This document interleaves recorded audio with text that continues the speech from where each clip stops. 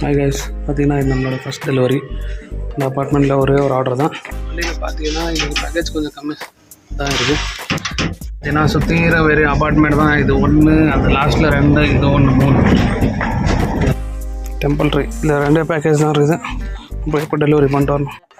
Guys, இந்த ஒரு அப்பார்ட்மெண்ட்டில் மட்டும் 8 ஆர்டர் வந்துச்சு. இப்போ எல்லாம் முடிஞ்சிச்சு. இது லாஸ்ட் ஒன்று தான் இருக்குது. இந்த அப்பார்ட்மெண்ட்டை நினச்சா தான் கொஞ்சம் லைட்டாக பயமாக இருக்குது. ஆனால் இது எல்லாம் நடந்துன்னு போனோம். இவ்வளோ பெரிய பேக்கேஜை தூக்கிட்டு வரணும்.